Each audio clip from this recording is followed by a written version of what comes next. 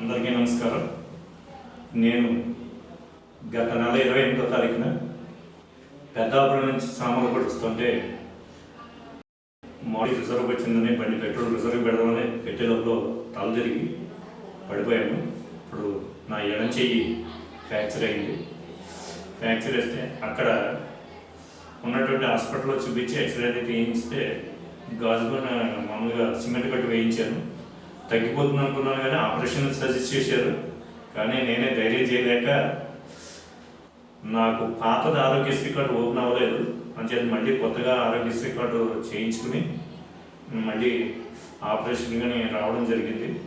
అయితే ఈ యొక్క ఆపరేషన్ చేయడం కోసం ఈ చెయ్యి సిమెంట్ కట్టు తీసాక చూస్తే అది రాంగ్ డైరెక్షన్లో అతుక్కుపోవడం జరిగింది.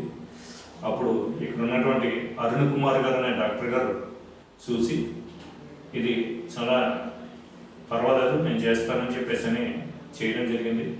ఇక్కడ ఉన్నటువంటి స్టాఫ్ ఆయాలు కానీ నర్సులు కానీ రూమ్ క్లీనింగ్ అయితే మాత్రం ఎక్సలెంట్ అండి, చెప్పబడమే. నర్సులు కూడా ఎవరు కూడా ఇంత చికాకు పడకుండా ఇసుకోకుండా ప్రతి 10 నిమిషాలకి ఒకసారి వచ్చి నైట్ టైం అయినా సరే వచ్చి వాళ్ళు చక్కగా వాళ్ళ యొక్క కార్యక్రమాలను వాళ్ళు నిర్వహిస్తున్నారు. హాస్పిటల్ మెయింటెనెన్స్ బాగుంది. చాలామంది ఆరోగ్యశ్రీ అంటే భయపడతారు. ఆరోగ్యశ్రీ చేయించుకుంటే మనకి ఏమీ రాదు, గవర్నమెంట్ ఏమీ చూడదు, ఏమీ చెందదు అంటారు. కానీ అటువంటిది ఏమీ లేదండి, అంతా కూడా సవ్యంగా జరుగుతుంది. నేను ఆరోగ్యశ్రీలోనే ఈ యొక్క వైద్యాన్ని చేయించుకున్నాను. నన్ను బహుశా ఈవేళ డిశ్చార్జ్ చేస్తానని అనుకుంటున్నాను.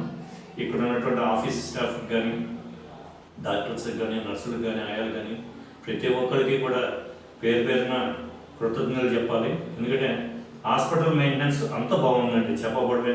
ఎట్లా చేయాలంటే ఒకటి ఎవరో ఒకళ్ళు ఇద్దరు చేసిన దానికి పాపం అందరినీ బ్లేమ్ చేస్తారు, అది పద్ధతి కాదు. కానీ ఇక్కడ వీళ్ళు చేసేటువంటి సర్వీస్ని చూస్తే మానవత్వం ఇంకా బతికే ఉందని చెప్పేసి అనిపిస్తుంది.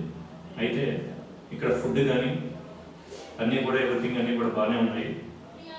చేత ఈ యొక్క హాస్పిటల్లో ట్రీట్మెంట్ చాలా బాగా చేస్తున్నారు.